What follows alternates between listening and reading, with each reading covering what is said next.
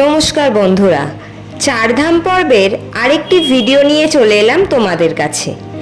আগের পর্বে তোমরা দেখেছিলে আমরা উত্তরকাশী থেকে রওনা হয়ে তেহরি বাঁধ দেখে রুদ্রপ্রয়াগ এসেছিলাম। রুদ্রপ্রয়াগ থেকে রাত্রে সীতাপুর এসে পৌঁছেছিলাম। ডিনার করে তাড়াতাড়ি শুয়ে পড়েছিলাম। রাত্রে বেশি ঘুম হয়নি আমাদের। আজ ভোরে দ্রুত উঠে পড়েছি আমরা। এবার আমাদের গৌরীকুণ্ড হয়ে কেদার যাত্রায় বেরোতে হবে। যত তাড়াতাড়ি বেরোবো কেদারনাথ তত তাড়াতাড়ি পৌঁছবো। এখন রাত 2:40 বাজে। সীতাপুরের হোটেলটি আমাদের ভালোই হয়েছে, আগের ভিডিওতে দেখাতে পারিনি।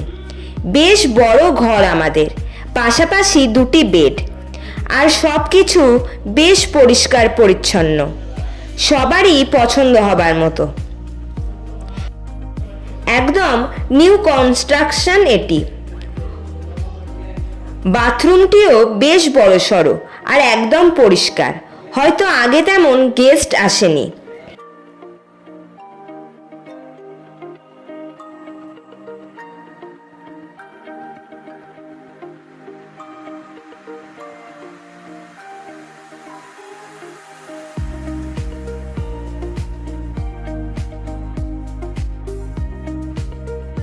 এখানের ঘরগুলি বেশ বড়সড়।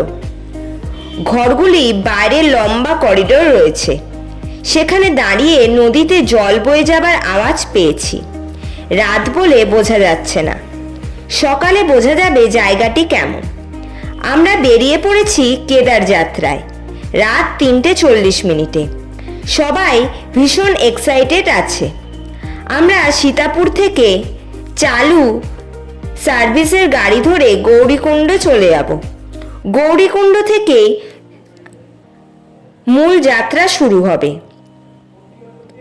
আমরা সীতাপুর থেকে গৌরীকুণ্ডের রাস্তায় এগিয়ে চললাম।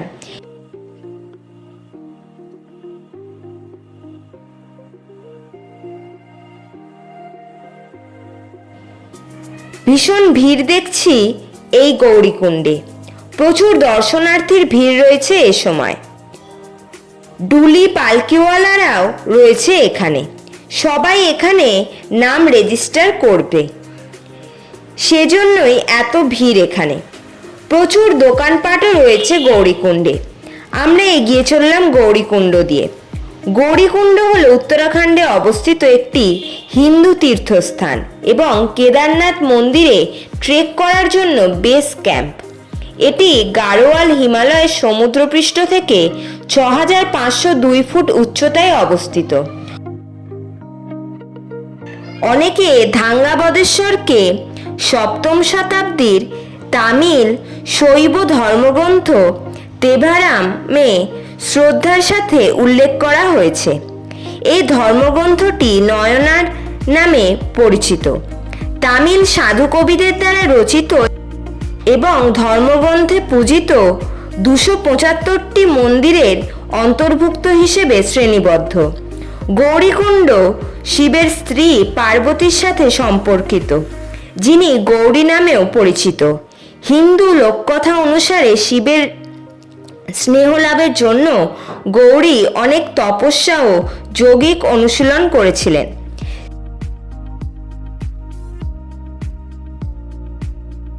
স্থানীয় ঐতিহ্য অনুসারে গৌরীকুণ্ডই সেই স্থানে যেখানে গৌরী এই অনুশীলনগুলি করার সময় বাস করতেন এবং এখানে শিব অবশেষে তার প্রতি নিজের ভালোবাসা স্বীকার করেছিলেন। তাদের বিবাহ হয়েছিল এই ত্রিযোগী নারায়ণ মন্দিরে। গৌরীকুণ্ডের উষ্ণ প্রস্রবণ রয়েছে এবং সেগুলিকে স্নানাগারে রূপান্তরিত করা হয়েছে। এই স্থানটি গণেশের হাতির মাথার পাওয়ার কিংবদন্তির সাথেও জড়িত। কুণ্ডে স্নান করার সময় দেবী পার্বতী তার শরীরের সাবানের ফেনা দিয়ে গণেশকে তৈরি করেন, তার মধ্যে প্রাণ সঞ্চার করেন এবং তাকে তার প্রহরী হিসেবে প্রবেশদ্বারে স্থাপন করেন। ভগবান শিব ঘটনাক্রমে সেই স্থানে এসে পৌঁছালে গণেশ তাকে থামিয়ে দেন।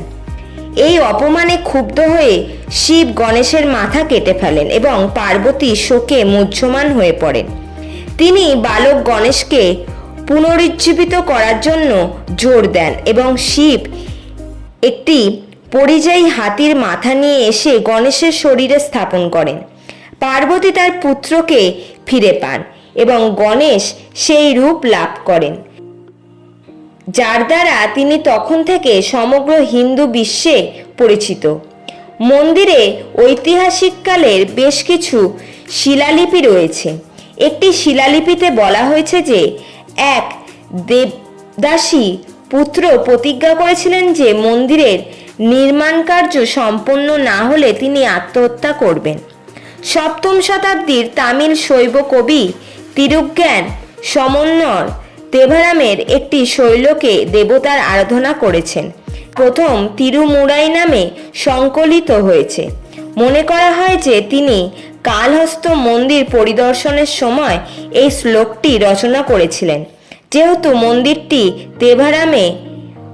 তাই তেভারামে পূজিত হয় এটি, তাই এটিকে পারালপেত্রা স্থলম হিসেবে শ্রেণীবদ্ধ করা হয়েছে, যা শৈব ধর্মগ্রন্থে উল্লিখিত 275টি মন্দিরের মধ্যে একটি। কাঞ্চিপুরমে একই নামের একটি মন্দির আছে।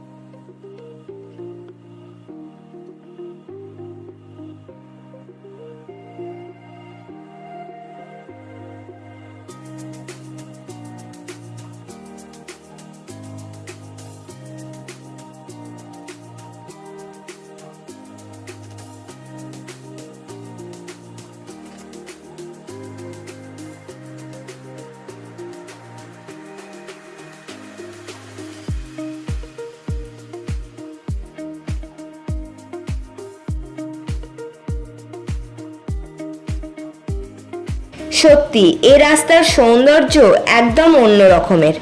অনেক জলধারা, ছোট ব্রিজ রয়েছে।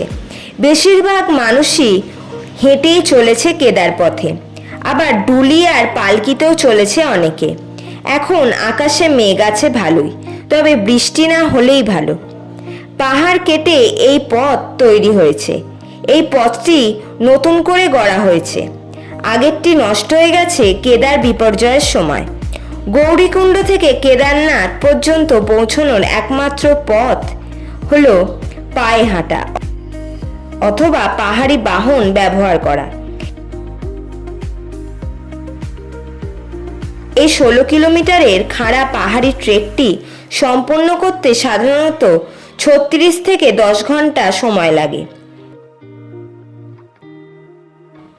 ঘোড়া বা টাট্টু ঘোড়ায় চড়েও যাবার ব্যবস্থা রয়েছে এখানে।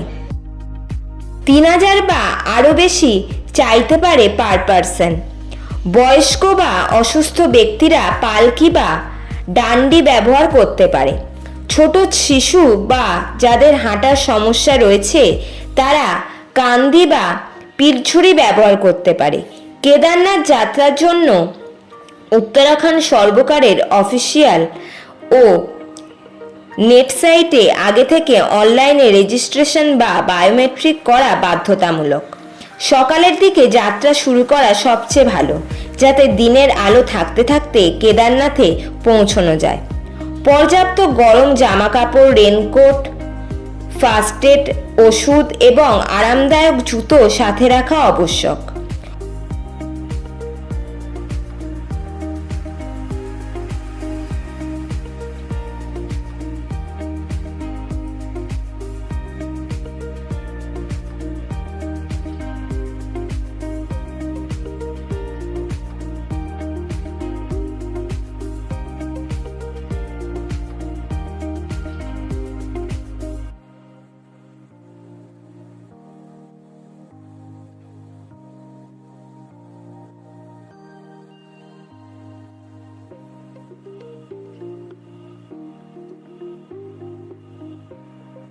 উত্তরাখণ্ডের রুদ্রপ্রয়াগ জেলায় অবস্থিত কেদারনাথ হিন্দু ধর্মের পবিত্র তীর্থগুলির মধ্যে অন্যতম। সমুদ্রপৃষ্ঠ থেকে প্রায় ৩৫৮৬ মিটার উঁচুতে মন্দাকিনী নদীর তীরে অবস্থিত এই মন্দিরটি ১২টি জ্যোতির্লিঙ্গের একটি। মে থেকে জুন এবং সেপ্টেম্বর থেকে অক্টোবর মাস পর্যন্ত কেদারনাথ যাত্রার জন্য সবচেয়ে উপযুক্ত। বর্ষাকালে পাহাড়ে ধস নামার আশঙ্কা থাকে, তাই সে সময় যাত্রা এড়িয়ে চলাই ভালো। প্রচণ্ড শীত ও তুষারপাতের কারণে কেদারনাথ মন্দির প্রতি বছর বৈশাখী থেকে কার্তিক পূর্ণিমা পর্যন্ত খোলা থাকে। শীতকালে মন্দিরের মূর্তিগুলি উখিমঠে স্থানান্তর হয় এবং পূজা অর্চনা করা হয়। কেদারনাথ মন্দির হিন্দুদের অন্যতম প্রধান তীর্থস্থান। উত্তরাখণ্ড রাজ্যের গাড়োয়াল হিমালয় পর্বত শ্রেণীতে অবস্থিত কেদারনাথ শহরে মন্দাকিনী নদীর তীরে স্থাপিত শিব মন্দির এখনকার তীব্র শীতের জন্য মন্দিরটি কেবল এপ্রিল মাসে শেষ থেকে কার্তিক পূর্ণিমা অবধি খোলা থাকে। এই অঞ্চলে প্রাচীন নাম ছিল কেদারখণ্ড, তাই এখানে শিবকে কেদারনাথ অর্থাৎ কেদারখণ্ডের অধিপতি নামে পূজা করা হয়।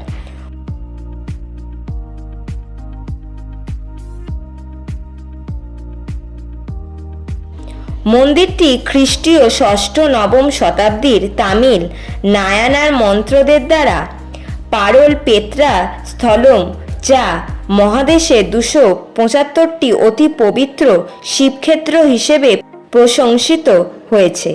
কেদারনাথ মন্দিরে যাওয়ার জন্য কোনো সড়কপথ নেই। ২০১৩ সালের ১৬ এবং ১৭ জুন কেদারখণ্ডে ঘটে যাওয়া প্রলয়ঙ্কর প্রাকৃতিক বিপর্যয়ের আগে গৌরীকুণ্ড থেকে ১৪ কিলোমিটার পথ পাহাড়ি চূড়াই পথে ট্রেকিং করে মন্দিরে যেতে হতো।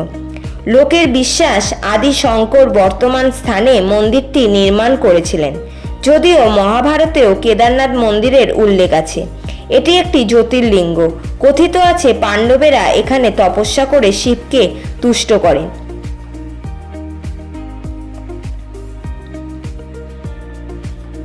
বর্তমানে সোনপ্রয়াগ থেকে হাঁটতে হয়। এখান থেকে গৌরীকুণ্ড ৪ কিলোমিটার। গৌরীকুণ্ড থেকে ৬.৫ কিলোমিটার দূরে ভীমবলি, সেখান থেকে ৮ কিলোমিটার দূরে লিঞ্চলি। লিঞ্চলি থেকে কেদারনাথ ৫ কিলোমিটার অর্থাৎ ১৪ কিমি। এখন ২.৫ কিলোমিটার হাঁটতে হয়।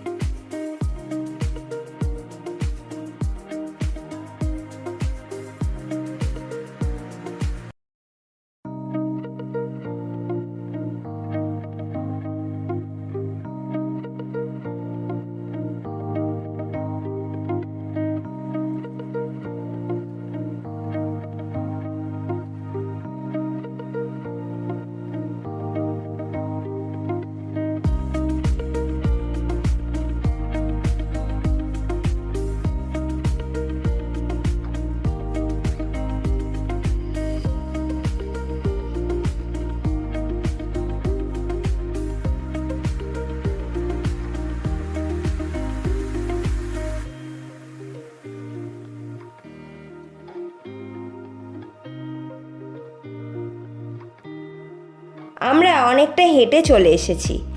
আমরা টুকটাক ফল, জুস, ম্যাগি খেয়ে নিয়েছি রাস্তায়। আর 5 কিলোমিটার কমই রয়েছে রাস্তা। অনেক খাবারের দোকান রয়েছে।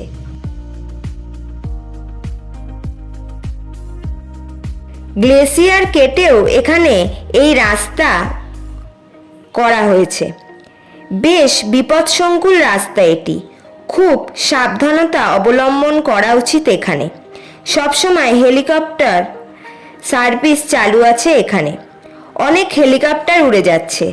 বৃষ্টি শুরু হয়ে গেছিল ভালোই, এখন থেমে গেছে। আকাশে মেঘ কিছু কমেছে আবার। আমরা সব রেনকোট পরে নিয়েছি।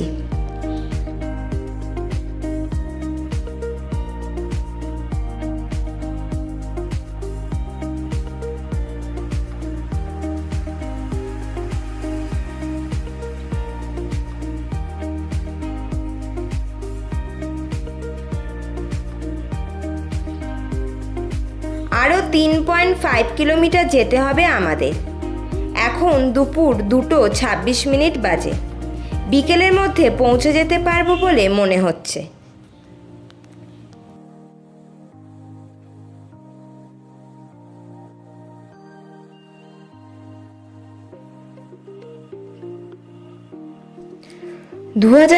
সালের জুন মাসে উত্তরাখণ্ড রাজ্যে দুপুরবেলায় হওয়া এক মেঘ ভাঙা বৃষ্টি বিধ্বংসী বন্যা ও ভূমিধসের সৃষ্টি করে, যা 2008 সালের সুনামির পর দেশের সবচেয়ে ভয়াবহ প্রাকৃতিক দুর্যোগে পরিণত হয়।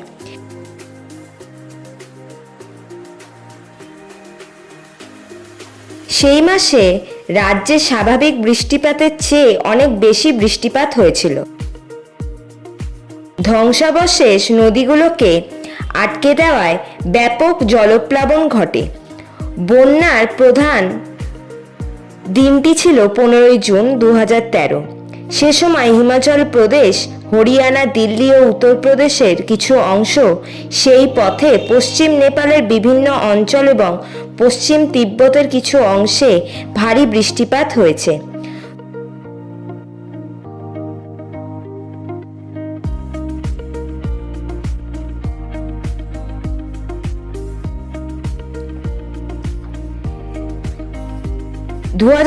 সালের 15 জুন থেকে বঙ্গোপসাগরের ওপর একটি নিম্নচাপ কেন্দ্র প্রবেশ করে। এটি সুস্পষ্ট ঘূর্ণিঝড় সঞ্চালন তৈরি হয়, যা পশ্চিম দিকে অগ্রসর হচ্ছিল।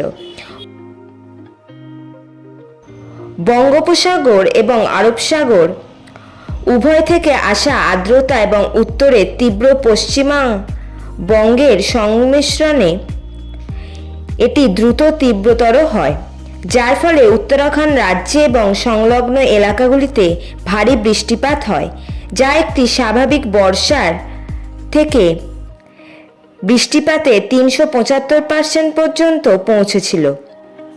এর ফলে 3800 মিটার উচ্চতায় চোরাবাড়ি হিমবাহ গলে যায় এবং মন্দাকিনী নদীর জল উপচে পড়ে, যার ফলে গোবিন্দঘাট, কেদার, ডোম, রুদ্রপ্রয়াগ জেলা, উত্তরাখণ্ড, হিমাচল প্রদেশ এবং পশ্চিম নেপালের কাছে ভয়াবহ বন্যা দেখা দেয় এবং দিল্লি, হরিয়ানা, উত্তরপ্রদেশ এবং তিব্বতের কিছু অংশের মতো অন্যান্য নিকটবর্তী অঞ্চলে তীব্র বৃষ্টিপাত হয়। হিমাচল প্রদেশ এবং উত্তরাখণ্ডের উচ্চ হিমালয় অঞ্চলগুলি বন এবং তুষারাবৃত পাহাড়পূর্ণ এবং তুলনামূলক দুর্গম। এখানে বেশ কয়েকটি প্রধান এবং ঐতিহাসিক হিন্দু ও শিখ তীর্থস্থান ছাড়াও বিভিন্ন পর্যটন কেন্দ্র এবং ট্রেকিং পথ রয়েছে। টানা 4 দিন ধরে ভারী বৃষ্টিপাত এবং বরফ গলার কারণে বন্যার তীব্রতা বৃদ্ধি পায়। ভারী বৃষ্টির পূর্বাভাস দিয়ে ভারতীয় আবহাওয়া বিভাগের সতর্কগুলি আগে থেকে ব্যাপকভাবে প্রচার করা হয়নি, যার ফলে হাজার হাজার মানুষ অপ্রস্তুত অবস্থায় ধরা পড়ে, যার ফলে ব্যাপক প্রাণহানি ও সম্পত্তির ক্ষতি হয়।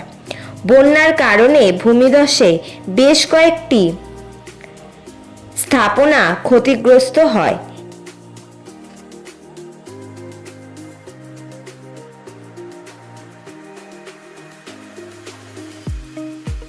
ভারী বৃষ্টির ফলে বড় ধরনের আকস্মিক বন্যা এবং ব্যাপক ভূমিধস হয়। গৌরীকুণ্ড এবং কেদারনাথ যাওয়ার একটি গুরুত্বপূর্ণ কেন্দ্র বাম্বরার মতো পুরো গ্রাম ও জনবসতি নিশ্চিহ্ন হয়ে যায়। অন্যদিকে সোনপ্রয়াগ শহরটিও ব্যাপক ক্ষয়ক্ষতি ও প্রাণহানির শিকার হয়। এই অঞ্চলের তীর্থকেন্দ্রগুলি, যার মধ্যে রয়েছে গঙ্গোত্রী, যমুনোত্রী, কেদারনাথ এবং বদ্রীনাথ, যা হিন্দুদের পবিত্র চারধাম তীর্থকেন্দ্র, সেখানে সাধারণত হাজার হাজার ভক্তের সমাগম হয়। বিশেষ করে জুলাই মাসের পর থেকে ক্ষতিগ্রস্ত বা অবরুদ্ধ রাস্তার কারণে বিভিন্ন অঞ্চলে 70,000-এরও বেশি মানুষ আটকে পড়েছিল। ফুলের উপত্যকা, রূপকুণ্ড এবং শিখ তীর্থকেন্দ্র হেমকুণ্ডের মতো অন্যান্য গুরুত্বপূর্ণ স্থানের লোকেরা 3 দিনেরও বেশি সময় ধরে আটকে পড়েছিলেন। অঞ্চলটিকে সংযোগকারী একটি গুরুত্বপূর্ণ সড়ক, জাতীয় সড়ক 7 জ্যোতির্মোড়ের কাছে এবং আরও অনেক জায়গায় ভেসে গেছিল।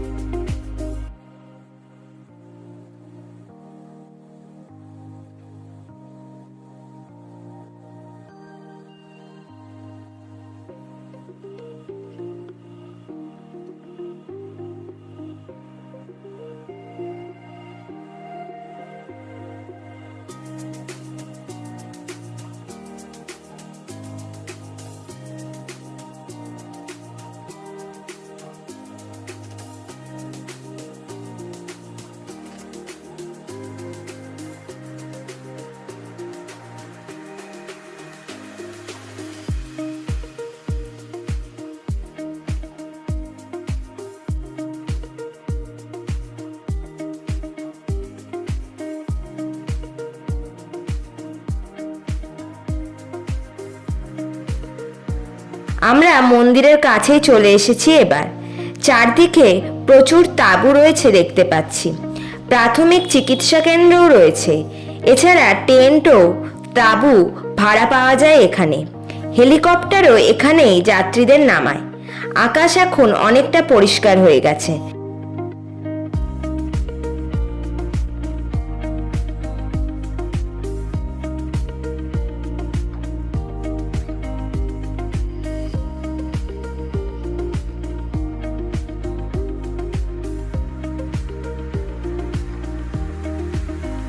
চারিদিকে হিমালয় পর্বতশ্রেণী প্রাচীরের মতো ঘিরে রেখেছে ছোট এই উপত্যকাকে।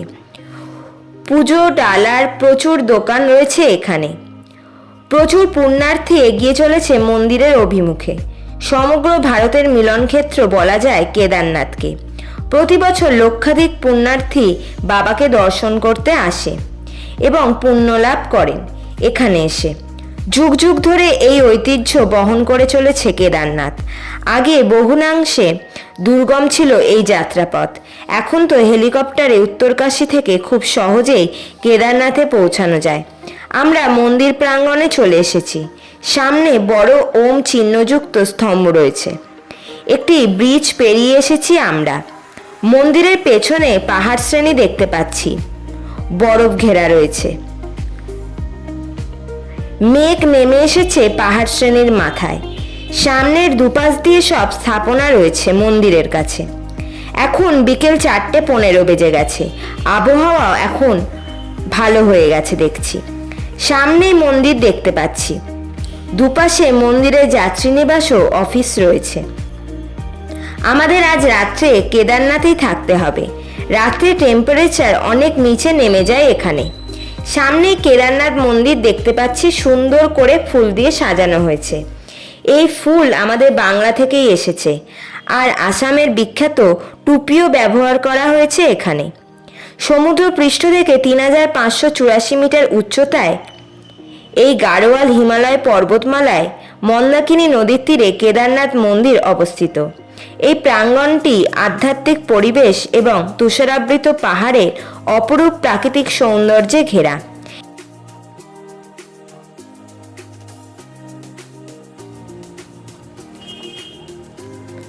এটি হিন্দু ধর্মে 12টি জ্যোতির্লিঙ্গের মধ্যে অন্যতম। মূল মন্দিরটি ঐতিহাসিক ও স্থাপত্য দিক থেকে অনন্য।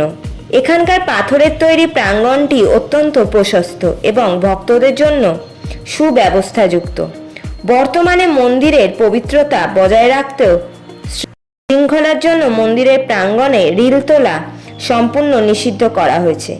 কেদারনাথ উত্তরাখণ্ডের রুদ্রপ্রয়াগ জেলার একটি নগর পঞ্চায়েত। এটি হিন্দুদের একটি পবিত্র তীর্থকেন্দ্র।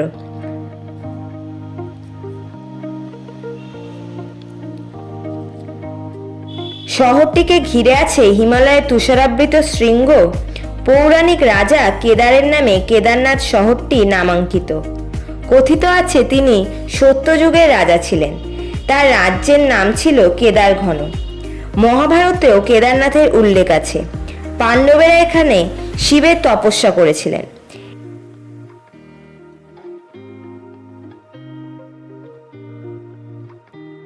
কেদারনাথ প্রাচীন কাল থেকেই একটি তীর্থস্থান।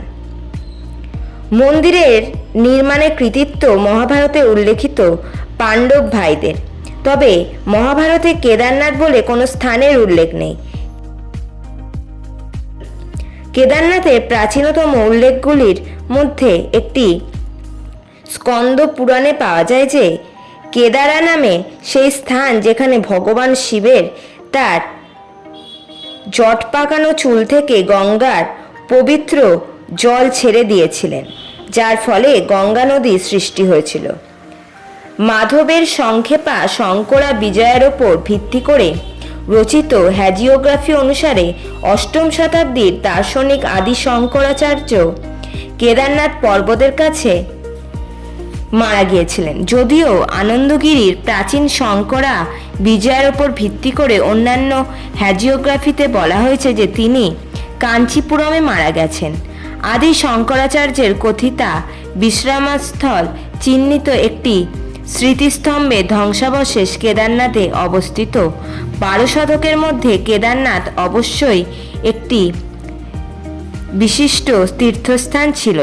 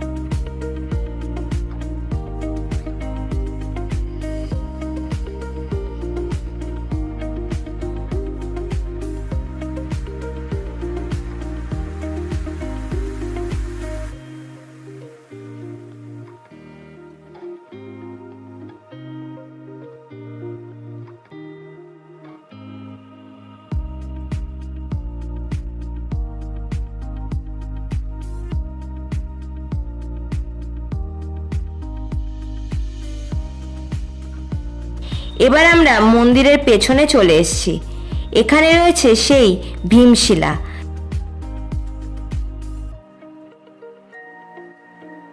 যা কেদারনাথ বন্যার সময় মন্দিরকে বাঁচিয়েছিল।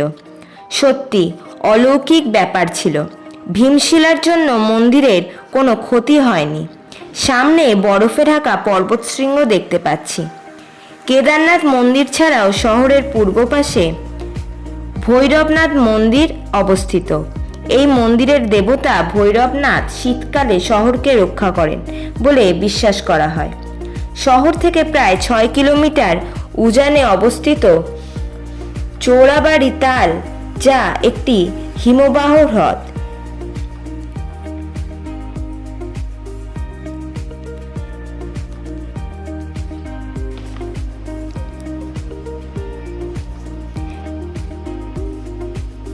কেদারনাথ থেকে প্রায় 8 কিলোমিটার ট্রেক করলে একটি স্বচ্ছ জলাধার পাওয়া যায়, যার নাম বাসুকি তাল।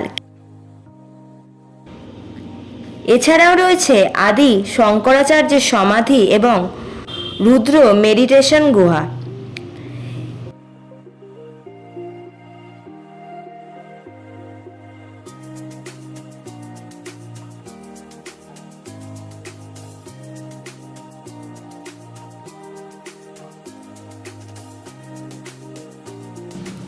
কেদারনাথ বেশ ভালো লাগছে আমাদের। রাত্রে কেদারনাথ দর্শন আছে। আমরা গর্ভগৃহে প্রবেশ করব। আগে থেকে স্লট বুকিং করে নিয়েছি। অভিষেক বলা হয় এই গর্ভগৃহে বিশেষ দর্শনকে। আমরা রাত 11:30 নাগাদ কেদারনাথ গর্ভগৃহে প্রবেশ করেছিলাম। রাত্রে টেম্পারেচার মাইনাসে চলে গিয়েছিল। আমরা শুয়ে পড়েছিলাম আমাদের হোটেলে।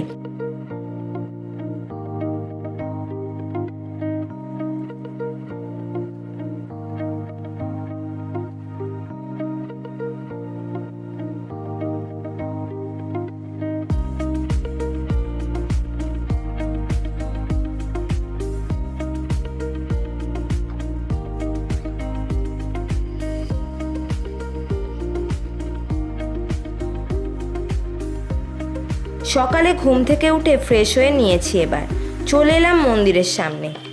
আজকে সকালে মেঘ ঢাকা আকাশ। মন্দিরের পাশে দাঁড়িয়ে আছি আমরা। অসাধারণ এক অনুভূতি হচ্ছে আমাদের। মন্দিরের সামনে অনেক ডালার দোকান রয়েছে। দর্শনার্থীদের লাইনের মাথায় সব সেট করা আছে।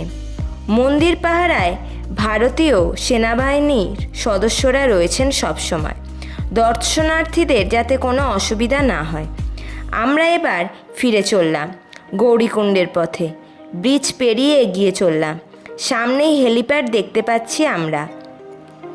অনেক হেলিকপ্টার সারাদিনে ওঠানামা করছে এখানে। সত্যি কেদারনাথ দর্শন এক অসাধারণ অভিজ্ঞতা, সারা জীবন মনে থাকবে আমাদের। এবার সেই পথেই ফিরে যেতে হবে। গৌরীকুণ্ড হয়ে সোনপ্রয়াগ হয়ে সীতাপুর পৌঁছবো আমরা।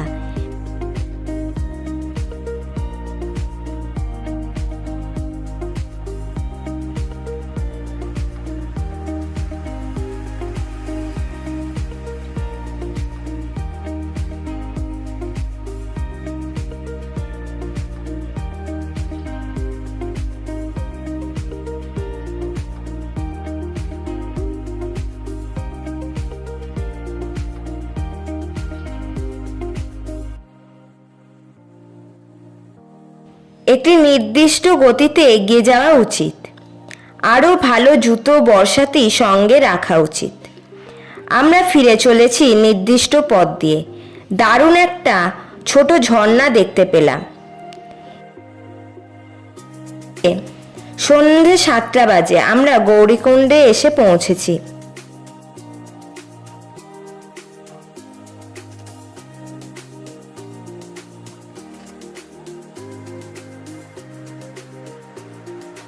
আজকের পর্ব এই পর্যন্তই। পরবর্তী পর্বে থাকছে তুঙ্গনাথ ট্রেক। টাটা।